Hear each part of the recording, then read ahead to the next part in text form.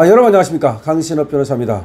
지금 이재명 재판 빨리 재개해야 되는 거 아니냐라는 얘기가 나오고 있습니다. 그렇습니다. 법으로 해석을 해봐도, 헌법을 해석해봐도 내란죄와 외환죄 경우를 제외하고는 대통령으로 재직하는 동안에 기소되지 않는다는 의미지, 이미 기소돼서 하던 재판을 중단한다는 건 아니거든요. 세상에 어떤 나라도 그런 나라는 없고요. 우리 헌법은 분명히 이 국정의 안정을 위해서, 그리고 대통령직이 갖는 그런 어떤 또 중대성을 고려해서 대통령이 된 후에는, 그때는 재판을 애완죄하고 내란죄가 아니면 하지 말도록 해놓은 겁니다. 그럼 애완죄하고 내란죄는 왜 해야 됩니까? 너무나 중대하기 때문에, 그거는 뭐 나라를 말아먹으려고 한 거기 때문에 그거는 한다 이거죠. 하지만 그러면 재판이 이미 시작돼 있는 거, 대통령이 되기 전에 이미 재판하고 있는 거, 이건 어떡하냐? 그건 그대로 진행을 하도록 되어 있는 겁니다. 왜 이렇게 만들었냐? 한번 생각해 봅시다. 우리 헌법은 말이죠, 범죄자가 대통령이 되는 거를 상정하지 않은 거예요. 우리 헌법은 다 그 전에 걸러질 것을 예상했다고 봐야 돼요. 그런데 정말 우리나라에서 있을 수 없는 범죄자가 대통령이 되는 그런 아주 전무후무한 일이 지금 벌어진 겁니다. 원래는 다 걸러져 가지고 대통령 후보도 될 수 없는 거고, 그리고 대통령도 될 수 없는 거예요. 이 나라가 정상이 아니라는 것을 이제 말해주는 건데, 사실상 말이죠, 어느 정도 거의 혼란이고 민주주의가 이제 깨져가지고 중후정치가 돼버렸고, 중후정치가 깨져가지고 이제 무정부로 가고 있다. 원래가 이제 민주주의가 타락하면 중후정치가 되고, 그게 더 나쁜 쪽으로 가면 이제 그 무정부주의가 되는데요. 거의 거기까지 갔다. 그러니까 이재명 같은 자가 대통령이 된다, 이런 얘기인데, 어쨌든 간에 지금 그렇게 지금 해석을 해야 됨에도 불구하고, 그런데 이 4050 쪽이 특히 문제인데, 이 법원도 말이죠, 여기가 의들법 판사로 일컬어지는 전교조 세대, 여기가 비겁하게 말이죠, 재판을 중단한 주역이다라고 하는 거죠. 그런데 지금 소장파 판사들, 특히 20대 후반이나 30대 이 판사들은 왜 재판을 중단하느냐, 그것은 비겁한 짓이다, 재판을 재개해야 된다라고 말하면서 판사들이 분노하면서 들끓고 있다는 얘기가 나오고 있습니다. 이들은 이렇게 얘기를 합니다. 재판 중단 판사들 비겁하다. 일단 그렇게 얘기를 합니다. 재판을 중단한 판사들 비겁하다. 용기가 전혀 없다. 범죄 혐의자를 두려워하고 있는데 범죄 혐의자를 두려워해서는 안 된다. 이재명 재판은 진행돼야 된다. 내란죄, 애완죄의 경우를 제외하고는 재판을 하지 않도록 한 거는, 그거는 대통령이 된 후에 그때 기소할 수 없다는 의미지, 대통령이 되기 전에 기소되어 있는 걸 재판을 하지 말라는 의미가 아니다, 이런 얘기입니다. 이런 얘기를 하면서 정확하게 해석하는 거죠. 헌법의 올바른 해석이죠. 헌법 제84조를 올바르게 해석해서 지금 이재명 재판을 진행해야 된다라고 얘기를 하는 겁니다. 그리고 이런 목소리가 이제 분출하게 된 거는 조희대 대법원장에 대한 이재명과 그 떨거지들의 공격 때문이죠. 사실상 뭐 추미애나 정청래, 전현희 뭐 이런 애들이, 서영교, 뭐 부승찬 나부되고 있지만, 얘들은 이재명의 사실상의 하명을 받은 떨거지들이라고 봐야 됩니다.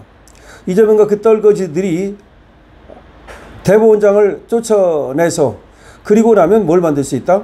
사법부를 완전히 장악할 수 있다. 사법부를 장악하면 어떡한다? 의회를 장악하고, 그리고 행정부를 장악하고, 이제 사법부까지 장악한 다음에 일당 독재체제, 전체주의 체제로 하겠다. 그리고 장기 집권을 하겠다, 이런 거거든요. 그러면 지금 의회가 장악되고 그리고 행정부가 장악됐는데 마지막 남은 보루가 사법부입니다. 그러니까 이제 소장 판사들이 우리가 나서서 이 나라를 지키자. 아니, 나라를 뺏겼을 때 말이죠, 독립운동하면서 목숨을 내놓고 투쟁하지 않습니까? 그런데 지금 나라를 빼앗긴과 같은 상황이 되고 있는데, 그 누구 하나 정말로 판사다운 판사가 없어서 사법부가 장악된다면 그 얼마나 부끄러운 일이겠습니까? 후손 내 얼마나 부끄러운 일이겠으며, 그때 대한민국에서 이재명이가 사법부를 유린할 때, 그때 우리 할아버지가 판사였대, 우리 증조 할아버지가 판사였대. 근데 쪽팔리게 말이야, 아무 소리도 못하고 이재명 시다바리로 들어갔대. 그래가지고 사법부가 이재명한테 장악돼가지고 그 다음부터는 완전히 공산주의 체제와 같아서 말이 판사지 그냥 꼭두각시밖에 안 됐대. 이런 소리를 듣고 싶습니까? 지금 판사들 말이죠. 소장 판사들, 저 기성세대 꼰대들이 지금 타락해가지고 이재명 앞에 무릎을 꿇고 지금 그런 모습을 보면서 나도 저렇게 해야 되겠다. 나도 그냥 비겁하게 침묵해야 되겠다.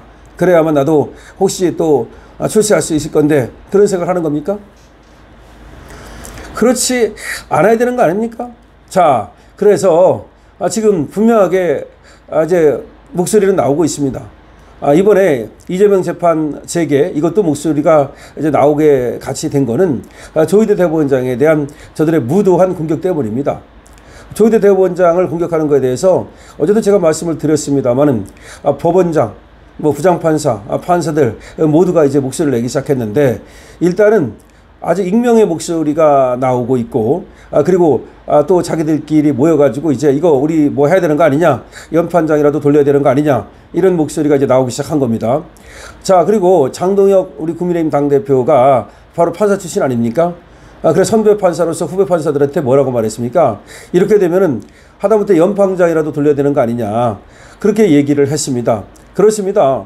과거에는 말이죠, 저렇게 대법원장을 이건 완전히 조작해가지고 공작해가지고 그걸 갖다가 국회에 가서 틀었습니다.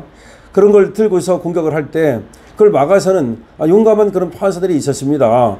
벌써 연판장 돌리고 난리가 났어야 됩니다. 기수별 모임이 이루어져야 되고 전국 법관회의가 열려야 되고 그야말로 또 법원장 회의가 열려야 되고 부장판사 회의가 열려야 되고 각급 법원마다 회의가 열려야 되고 그래야 되는데 그 누구도 나서지 않고 있습니다.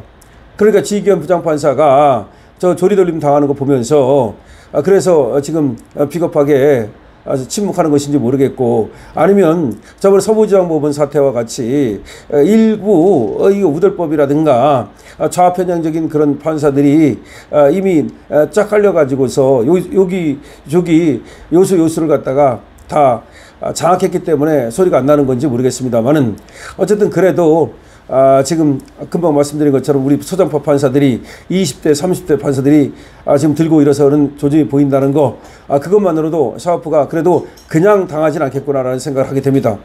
우리가 여기서 전하는 것이 말이죠, 어떤 때는 한 사람이 들고 일어나도 사법부가 들고 일어났다라고 전합니다. 그 이유는 말이죠, 그 한 사람의 목소리가 전체의 목소리가 될 수 있고, 그 한 사람이 바로 유관순 누나가 될 수 있고, 그 한 사람이 바로 안중근 의사가 될 수 있기 때문이죠. 독립운동도 그랬습니다. 전 우리 국민이 백성이 다 들고 일어난 건 아닙니다. 그러기는 쉽지 않습니다. 그러나 한 사람 한 사람이 이제 모두가 노력해가지고 나중에 3.1 운동으로 이어져서 그때는 전 국민이 거의 들고 일어나서지 않았습니까? 물론 그것이 저들의 무자비한 탄압에 의해서 꺾였다고는 하지만 그것이 우리 민족이 살아있음을 보여준 것이고, 그것이 이어져서 독립운동이 이어져서 결국 독립이 되는 겁니다. 자, 우리가 꺾이지 않으면 중요한 것은 꺾이지 않는 마음입니다.